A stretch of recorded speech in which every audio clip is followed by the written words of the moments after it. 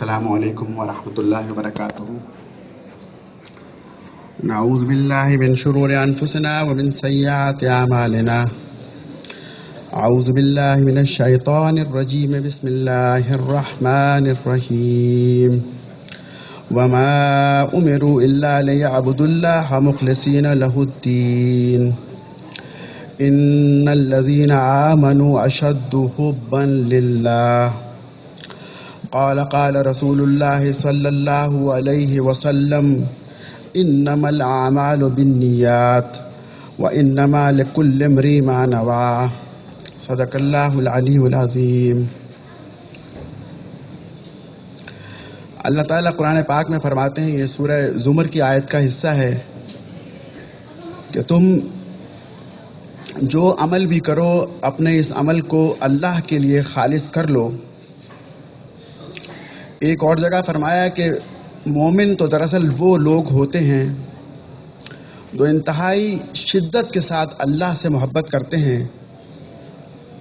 حدیث میں آتا ہے کہ انسان کے تمام اعمال کا دار و مدار اس کی نیت پر ہوتا ہے، اور ہر شخص کو وہی ملتا ہے جس کی اس نے نیت کی ہوتی ہے.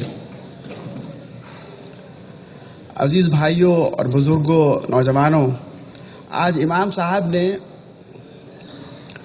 رؤیت الہی، اللہ تعالی کا دیدار جو کہ جنتیوں کو جنت میں حاصل ہوگا، اس کے حوالے سے خطبہ دیا، اور اسی ضمن میں انہوں نے خلوص کا اور کئی اور چیزوں کا ذکر کیا. حدیث میں آتا ہے کہ جب انسان اللہ تعالیٰ سے کوئی دعا کرے تو زمین کی سب سے گھٹیا چیز کی ضرورت ہو تو اللہ تعالیٰ سے مانگے، اور جنت کی سب سے اعلیٰ چیز یعنی اللہ تعالیٰ کے چہرے کا دیدار تو وہ بھی اللہ ہی سے مانگے. حدیث میں آتا ہے، امام صاحب نے حدیث بیان کی کہ جب جنت میں لوگ اپنی اپنی جگہیں پا لیں گے، یعنی ہمارے الفاظ میں جب سیٹلمنٹ کمپلیٹ ہو چکی ہوگی، تو ایک آواز لگانے والا آواز لگائے گا کہ اے جنتیوں آ جاؤ، اب اللہ تعالیٰ سے ملاقات کا وقت ہے. تمام جنتی اپنے اپنے محلات سے نکل کر آئیں گے اللہ سے ملاقات کے لیے. تو صحابہ نے پوچھا، یا رسول اللہ، کیا ہم اللہ کو دیکھ پائیں گے؟ کیا ایسا ممکن ہے؟ آپ نے فرمایا کہ ہاں، جنت میں تم اللہ تعالیٰ کو دیکھ پاؤ گے، اور بالکل اس طرح دیکھو گے جس طرح انسان 14ویں کے چاند کو دیکھتا ہے. اس چاند کو دیکھنے کے لیے دھکم پیل نہیں کرنا ہوتی، آگے پیچھے یہ نیچے کا سوال نہیں ہوتا، بلکہ انسان آسانی سے دیکھ سکتا ہے. اسی طریقے سے جنتی اللہ تعالیٰ کو 14ویں کے چاند کی طرح دیکھیں گے. اور پھر اللہ تعالیٰ کی اس محفل میں جنتیوں کو ان کے دنیا میں کیے گئے اعمال کے لحاظ سے کرسیاں دی جائیں گی. امام صاحب نے کہا کہ بعض لوگوں کی کرسیاں سونے کی ہوں گی، بعض کی چاندی کی ہوں گی، بعض کی ہیرے جواہرات کی ہوں گی، اور اپنے اپنے مراتب کے لحاظ سے لوگ ان پر بیٹھیں گے. وہاں گفتگو کس قسم کی ہوگی؟ یہ بھی امام صاحب نے کہا کہ انتہائی خوشگوار ماحول میں اللہ تعالیٰ جنتیوں سے گفتگو فرمائیں گے، اور ایک جنتی کی طرف اشارہ کریں گے کہ اے فلاں شخص، تو وہ نہیں ہے جس نے یہ اور یہ اور یہ گناہ کیے تھے. وہ کہے گا، یا اللہ، میں نے یقیناً کیے تھے، لیکن تو نے مجھے بخش دیا، اسی لیے تو میں آج یہاں جنت میں موجود ہوں. اللہ تعالیٰ فرمائیں گے، ہاں، میں نے تمہیں بخش دیا. گویا یہ ایک احسان والی بات ہوگی کہ تیرے گناہوں کے باوجود میں نے تجھے بخش دیا. نہ صرف بخش دیا بلکہ جنت میں اعلیٰ ترین نعمت اپنے چہرے کا دیدار تمہیں عطا کیا. تو یہ اللہ تعالیٰ کا دیدار ہے جو سب سے اہم خوشی کی بات ہے. سب سے بڑی خوشی کسی انسان کو آخرت میں ملے گی تو اللہ تعالیٰ کے چہرے کا دیدار. امام صاحب نے کہا کہ ہمیں اپنی دعاؤں میں خاص طور پہ اس کا ذکر کرنا چاہیے، اور اللہ تعالیٰ سے یہ مانگنا چاہیے کہ یا اللہ، تو ہم سے راضی ہو جا، ہمارے اعمال کو قبول فرما، اور جنت میں ہمیں اپنے چہرے کی زیارت نصیب فرما. یہ زیارت اسی صورت میں حاصل ہوگی جب انسان کے تمام اعمال خالصتاً اللہ تعالیٰ کے لیے ہوں، اعمال میں خلوص ہو، اللہ کے علاوہ کسی اور سے کوئی چیز مطلوب نہ ہو، ظاہر و باطن کے اعمال ایک جیسے ہوں. انسان عمل بھی اللہ کی خاطر کرے اور اس کا صلہ بھی اللہ سے چاہے. اگر یہ چیز نہ ہو تو پھر اعمال قبول نہیں ہوں گے۔ صحیح حدیث میں آتا ہے کہ اللہ کے رسول صلی اللہ علیہ وسلم نے فرمایا کہ 3 چیزیں ایسی ہیں جس میں کوئی مومن کبھی خیانت نہیں کر سکتا، کبھی خیانت نہیں کر سکتا۔ پہلی چیز یہ کہ وہ اس کا عمل اللہ کے لیے خالص ہو، اس میں وہ خیانت نہیں کر سکتا۔ دوسری بات یہ کہ وہ اپنے احکام کی، اپنے اچھے بادشاہوں کی خیر خواہی کرے، اور تیسری بات یہ کہ مسلمانوں کی جماعت کو لازم پکڑے۔ یہ ترمذی کی روایت ہے۔ اخلاص جو کہ عمل میں مطلوب ہے، اس کا تعلق انسان کے دل سے ہوتا ہے اور اس کا دار و مدار نیت پر ہوتا ہے۔ اگر انسان کی نیت صحیح نہ ہو تو پھر عمل کا کوئی فائدہ نہیں ہوتا۔ حدیث میں آتا ہے کہ بعض اوقات ایسا ہوتا ہے کہ انسان بیمار ہو جاتا ہے یا کسی مصروفیت یا سفر کی بنا پر اپنے کسی نیک عمل کو نہیں کر پاتا، لیکن اللہ تعالیٰ ان کے اس نیک اعمال کو جو کہ وہ مصروفیت اور صحت مندی کے زمانے میں کیا کرتا تھا، نہ کرنے کے باوجود لکھتے رہتے ہیں، کیونکہ اس کی نیت یہ تھی کہ اگر وہ ٹھیک ہوتا، مصروفیت نہ ہوتی تو اس عمل کو کرتا۔ صرف نیت کی بنا پر اس کے اعمال ویسے ہی لکھ لیے جاتے ہیں۔ ابو داؤد کی روایت ہے کہ ایک شخص جو ہے وہ اگر گھر میں صحیح طریقے سے وضو کرے اور وضو کر کے مسجد میں جماعت کے ساتھ نماز پڑھنے کی نیت کے ساتھ مسجد میں آئے، جب مسجد میں داخل ہو تو دیکھے کہ جماعت ختم ہو گئی ہے، تو اسے اپنے اس خلوص نیت کی بنا پر اتنا ہی ثواب ملے گا جتنا کہ ان لوگوں کو ملا جنہوں نے جماعت کے ساتھ نماز ادا کی۔ اس کی نیت تھی، اگر وہ پہنچ پاتا تو جماعت کے ساتھ نماز پڑھ لیتا، اس نیت کی بنا پر اسے جنب ہو۔ اس طرح حدیث میں آتا ہے کہ بعض لوگ ایسے ہیں جن کا انتقال تو بستر پر ہوتا ہے لیکن ان کا رتبہ شہداء کے برابر ہوتا ہے، اس لیے کہ ان کی خواہش ہوتی ہے کہ یا اللہ ہمیں اگر موقع ملتا تو ہم ضرور جہاد کرتے، اور خالص نیت کے ساتھ تو اللہ تعالیٰ ان کو جو ہے وہ شہادت کے مرتبے پر فائز کرتے ہیں۔ جب اللہ کے رسول صلی اللہ علیہ وسلم غزوہ تبوک سے واپس آ رہے تھے تو ایک گھاٹی میں آپ نے صحابہ کو خطاب فرمایا اور کہا کہ کچھ لوگ ایسے ہیں جو تمہارے ساتھ نہیں ہیں، وہ مدینے میں رہ گئے، لیکن جہاں تمہیں اجر مل رہا ہے ان کو بھی مل رہا ہے، جو محنت تم کر رہے ہو اس محنت کا صلہ ان کو بھی مل رہا ہے، تمہیں بھی جہاد کا ثواب انہیں بھی جہاد کا ثواب۔ تو صحابہ نے پوچھا یا رسول اللہ وہ کیسے؟ آپ نے فرمایا کہ ان کی نیت اس غزوے میں شامل ہونے کی تھی لیکن وہ کسی نہ کسی عذر کی بنا پر، بیماری یا سواری یا کوئی اور شرعی عذر شریک نہیں ہو سکے، تو اللہ تعالیٰ نے انہیں تمہارے ساتھ اس میں شریک رکھا ہے۔ حدیث میں آتا ہے کہ ایک شخص جو ہے وہ مسجد نبوی میں تشریف آئے اور آ کر جو ہے وہ اللہ کے رسول فرمایا کہ یا رسول اللہ میں اسلام لانا چاہتا ہوں۔ آپ نے ان کا اسلام قبول کیا، کلمہ پڑھایا، پھر آپ نے انہیں کچھ احکامات بتائے، بہت تھوڑے سے احکامات بنائے۔ اس نے کہا ٹھیک ہے اب میں جاؤں گا تو میں انشاءاللہ ان پہ عمل کروں گا۔ وہ اونٹ پر بیٹھا، تھوڑا آگے گیا تھا کہ اونٹ کا پاؤں ایک گڑھے میں آ گیا، اونٹ گرا اور وہ شخص بھی نیچے گرا، سر پہ چوٹ لگی اور انتقال ہو گیا۔ اس کے انتقال کی خبر اللہ کے رسول صلی اللہ علیہ وسلم کو دی گئی تو آپ نے فرمایا کہ عمل قلیل و اجر کثیر، اس شخص نے بہت کم عمل کیا لیکن بہت بڑا اجر پا گیا۔ صرف نیت، ابھی کوئی عمل نہیں کیا تھا، صرف نیت کی بنیاد پر کہ نیت اس کی خالص تھی، اسے جو ہے نا وہ اتنا بڑا اجر دیا گیا۔ یہ نیت کا معاملہ، خلوص کا معاملہ اتنا اہم ہے کہ اللہ کے رسول صلی اللہ علیہ وسلم نے اسے بڑے بڑے طریقوں سے سمجھایا۔ آپ نے ایک دفعہ ایک مثال کے ذریعے سے بتایا کہ دنیا میں 4 طرح کے لوگ ہوتے ہیں۔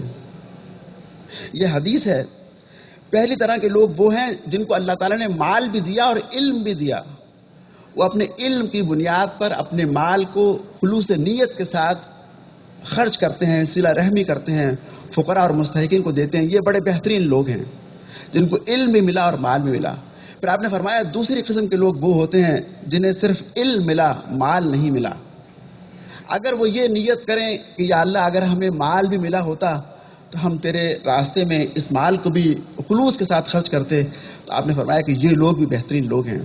پھر آپ نے فرمایا کہ تیسری قسم کے لوگ وہ ہیں جنہیں صرف مال ملا، علم نہیں ملا، انہیں نہیں معلوم کہ مال کیسے خرچ کرنا ہے، کہاں خرچ کرنا ہے، صحیح راستے پر یا فضول خرچی میں یا کسی اور چیز میں۔ تو آپ نے فرمایا کہ یہ وہ لوگ ہیں جو کہ بدترین لوگ ہیں، انہیں علم حاصل کرنا چاہیے۔ اور چوتھے آپ نے فرمایا کہ وہ لوگ جن کو نہ مال ملا نہ علم ملا، نہ ان کے پاس مال ہے نہ علم ہے، تو یہ لوگ اپنے انجام کے لحاظ سے خلوص کی بنیاد پر ہوں گے۔ جیسی نیت انہوں نے کی ہوگی کہ اگر میرے پاس مال ہوتا یا علم ہوتا تو میں بھی اس مال اور علم کو اللہ کے راستے میں نچھاور کرتا، تو ان کا انجام جو ہے وہ ان کی نیت کی بنیاد پر ہوگا۔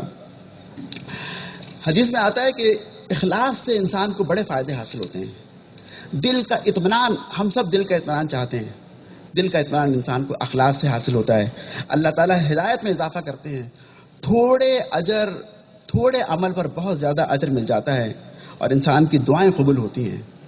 یہ اخلاص ایسا معاملہ ہے کہ یہ ہمارے دلوں میں گھر کر لیتا ہے، اور بعض اوقات ہمیں اس کا علم نہیں ہوتا کہ ہم اپنے عمل میں پوری طرح خالص نہیں ہیں۔ ہم جب بازار جاتے ہیں تو چاہتے ہیں دودھ لیں تو خالص ہو، سونا خریدے تو خالص ہو۔ اسی طریقے سے اللہ تعالیٰ بھی چاہتے ہیں کہ جو عمل ہو وہ اللہ کے لیے خالص ہو، اس میں کسی بھی قسم کی کوئی جو ہے وہ ملاوٹ نہ ہو۔ اس لیے علماء نے لکھا ہے کہ انسان اپنا جائزہ لے اور 3 چیزوں کے لحاظ سے اپنے آپ کو ٹٹول کر دیکھ لے۔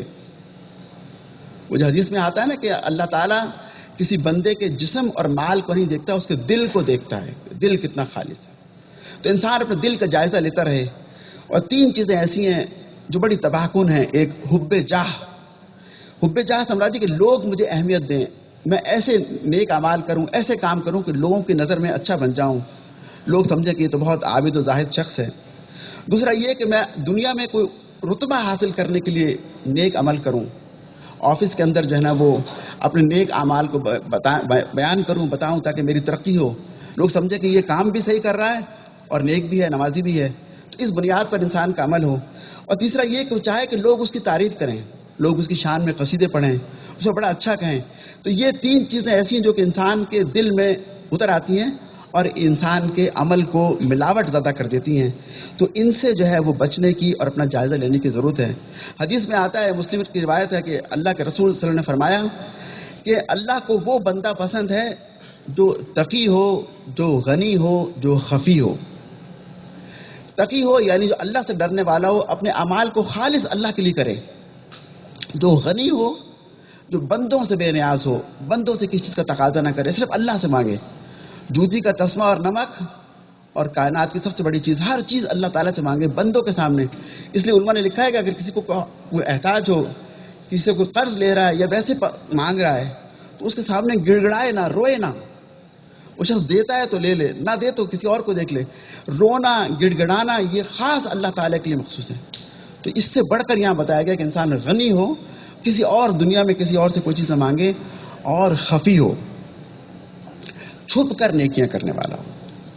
وہ حدیث میں آتا ہے نا، وہ 7 لوگ جو قیامت کے دن، حشر کے دن اللہ تعالیٰ کے سائے کے نیچے ہوں، میں ایک شخص وہ ہوگا کہ جو ہے وہ سیدھے ہاتھ کے صدقہ کرے گا تو اس کے بائیں ہاتھ کو پتہ نہیں ہوگا کہ کیا دیا، اتنا خفیہ انداز۔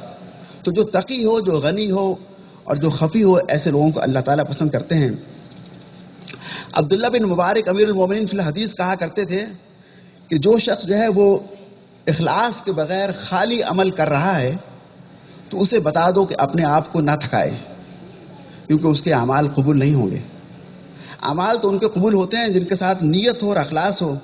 اور سفیان بن ثوری رحمۃ اللہ علیہ کہا کرتے تھے کہ میں اپنے جس نیک عمل کو لوگوں کو بتا دیتا ہوں تو میں پھر اسے اپنے نامہ اعمال سے نکال دیتا ہوں کہ اب تو وہ لوگوں کے لیے ہو گئے، اب اللہ کے لیے رہے۔ ہاں، میں جو لوگوں کو نہیں بتاتا وہ میرے نامہ اعمال میں رہتے ہیں۔ اسی لیے علماء نے لکھا ہے کہ اگر کوئی شخص جو ہے وہ اپنے اندر خلوص پیدا کرنا چاہے، اخلاص پیدا کرنا چاہیے، تو اسے چھپ کر عبادتیں کرنی چاہیے۔ ایسی عبادت جس کا وہ ذکر لوگوں سے نہ کرے، ایسا صدقہ، ایسی نماز، ایسی تہجد، ایسا روزہ کہ لوگوں سے جس کا ذکر نہ کرے۔ اگر ذکر کرے گا تو پھر جو ہے اس میں خلوص کے کم ہونے کا بڑا امکان ہے۔ حضرت حسن رضی اللہ تعالیٰ عنہ نے بنی اسرائیل کی قوم کا ایک واقعہ بیان کیا۔ شاید بنی اسرائیل کے معروف واقعات میں سے ہے کہ ایک شخص گزر رہا تھا، اس نے دیکھا کہ کچھ لوگ جو ہے وہ ایک درخت کو سجدہ کر رہے ہیں، پوجا کر رہے ہیں درخت کی۔ وہ شخص بڑا غصے میں آیا اور تلوار نکالی، اس نے کہا میں لوگوں کو مار دوں گا۔ درمیان میں ایک شخص آ گیا، اس نے کہا تم کیوں مارتے ہو، تمہارا کوئی نقصان نہیں کرتے، یہ تو اپنا نقصان کر رہے ہیں، تم تو درخت کو سجدہ نہیں کر رہے، تو تم جو ہے وہ ان کو نہ مارو۔ وہ شخص نہیں مانا، اس نے کہا کہ اگر تم جو ہے وہ اس درخت کو نہیں کاٹو گے، لوگوں کو نہیں مارو گے تو میں تمہیں کچھ دیا کروں گا۔ کہا پہلے بتاؤ تم کون ہو؟ اس نے کہا میں شیطان ہوں۔ کیا دیا کرو گے؟ اس نے کہا جب تم روزانہ سو کر اٹھو گے فجر صبح کے وقت تمہارے تکیے کے نیچے 2 دینار رکھے ہوا کریں گے، تم لے لیا کرو. 2 دینار بڑی رقم تھی، اور تمہارا معاملہ چلتا رہے گا. وہ شخص مان گیا، اس نے کوئی ایکشن نہیں لیا. وہ گھر گیا، سویا، اٹھا اگلے دن تو دیکھا تکیے کے نیچے 2 دینار پڑے ہوئے مل گئے اسے. دن گزر گیا، اگلے دن جب پھر سو کر اٹھا، تکیہ اٹھایا تو وہاں دینار نہیں تھے. اس نے پھر تلوار نکالی اور درخت کاٹنے اور لوگوں کو مارنے کے ارادے سے وہاں پہنچا تو شیطان سامنے آ گیا، اور سامنے آ کے شیطان نے اس کو پکڑ لیا اور گرا لیا. اس نے کہا پہلے تم نے وعدہ خلافی کی، دوسرا تم نے پکڑ لیا. تو شیطان نے کہا جب تم پہلی دفعہ آئے تھے میں تمہیں پکڑ نہیں سکا تھا، تمہیں گرا نہیں سکا تھا، اس لیے کہ تمہاری نیت خالص تھی، تم خالصاً اللہ تعالیٰ کے لیے شرک کو مٹانے کے لیے آئے تھے. لیکن جب تم لالچ میں آ گئے اور تم چلے گئے، اب تم آئے ہو تو اب تم 2 دینار کی خاطر آئے ہو. اب تمہاری نیت خالص نہیں رہی، عمل بھی خالص نہیں رہا، تو اب مجھے تم پر مقتدر حاصل ہو گئی اور میں تمہیں گرا لیا. تو یہ مثال حضرت حسن نے دی کہ انسان کے اگر خلوص میں کمی ہو جائے تو اس لحاظ سے اس کے عمل بھی کم ہو جاتے ہیں اور پھر اللہ تعالیٰ کے ہاں مقبول نہیں رہتے. تو یہ آج کے خطبے کا خلاصہ تھا. امام صاحب نے کہا کہ ہمیں جو ہے نا وہ اللہ تعالیٰ کی زیارت کی توقع رکھنی چاہیے، اس کے لیے محنت اور کوشش کرنی چاہیے اور دعا مانگنی چاہیے، اور ساتھ ساتھ اپنی نیت کے خلوص. اور جو ایک بزرگ کہا کرتے تھے کہ اگر میرے پاس وقت ہو میں باقی مسائل چھوڑ دوں، لوگوں کو صرف نیت اور اخلاص کے بارے میں درس دیا کروں. یہ سارا معاملہ جو ہے وہ نیت پر ہے. تو ہمیں اللہ تعالیٰ ہمیں اپنی نیت کی اچھی کرنے کی، نیت کو خالص کرنے کی دعا بھی اللہ تعالیٰ سے کرنی چاہیے، کیونکہ اس کے بغیر انسان کے اعمال قبول نہیں ہوں گے.